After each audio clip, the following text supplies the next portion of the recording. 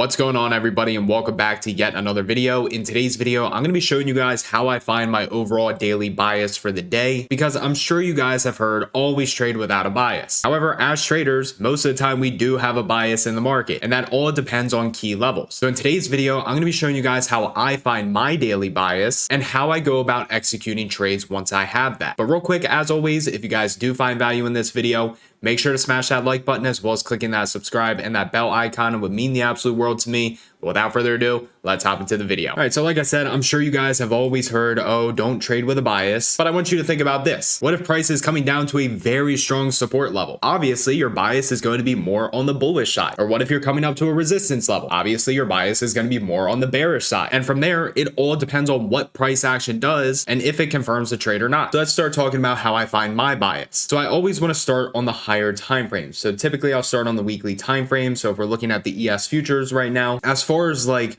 weekly support or weekly demand, I don't really see too much. I mean, we do have like kind of an area down here, but what we do have is a weekly Fibonacci retracement from this pivot low to this pivot high. So guess what? If price came down to 53.4250, my bias is on the bullish side, because this is going to be a very strong area of potential support. And if price were to break below that and make its way down to the 61.8% retracement, guess what? I have more of a bullish bias. I want to see if price can bounce off of this area. So again, when it comes to the overall biases, it really depends on where are we trading. So right now, because I have no other demand zones, support zones on ES as far as the weekly, right now, my bias is a little more bearish until we get down into this level or this level right here. So now let's break it down to a daily time frame. All right, so now looking at the daily time frame, same thing. I mean, we really don't have any areas of support until we get down to the 50 or 61.8% retracement. But now if we look up here a little bit on ES, we can see that we had this support zone right here that was support multiple times on the ES futures. And you can see that now price is trading below this support area. So as of right now, I'm a little more bearish because we're trading below a resistance. Now, if we reclaim this resistance and make it support, then maybe I'll start to get a bullish bias. But as of right now on the daily time frame, as long as we remain below this resistance, I'm going to be bearish until we get down into these fibs. And then definitely if we break below Thursday's low, again, there's no support until we get down here. So the overall bias is to the downside until we get to the bounce level. So then once I'm done looking at the daily time frame, I'll break it down to a 4-hour time frame. And then looking at the 4-hour time frame, the only like supply zone I see is right here. And if you guys are confused on how to find my levels, I have tons of videos on my channel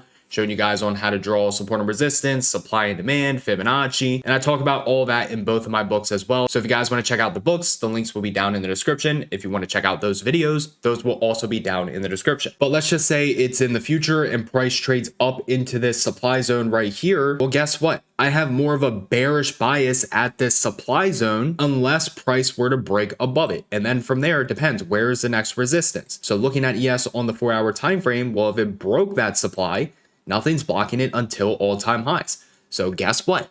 If we break above this supply zone, I have a bullish bias until we get back up into these all-time highs. But if it trades up into this supply zone, I have a bearish bias until it's broken. And then typically after the 4-hour, it really depends if I'm drawing supply and demand or if I'm not using any supply and demand. But as far as the 2-hour, we do have a 2-hour supply zone inside of that 4-hour supply zone.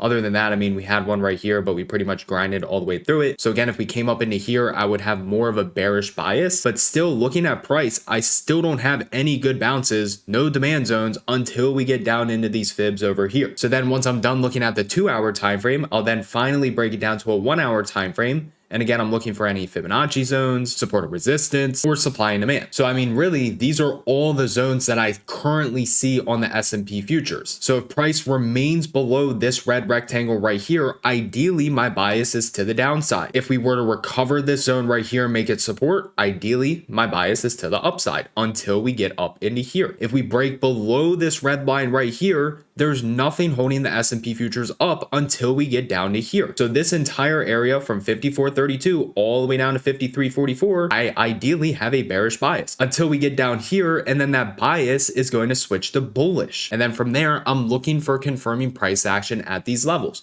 So if we trade it up into the supply, I'm looking for bearish price action, bearish volume. If we get that, good, I'll take the trade. If we trade down into my bounce level, I'm looking for bullish price action and bullish volume. And if we get it, I'll take the trade. If not, I won't take the trade and I'll wait until we get to the next bounce area. Now, the reason why having these key levels marked out is because these are areas that price is more than likely going to go to before seeing some kind of reaction. And we can use these levels to understand where is price going to be attracted to. And what I mean by that is, again, if we break below here, there's nothing holding us up until this 50% retracement.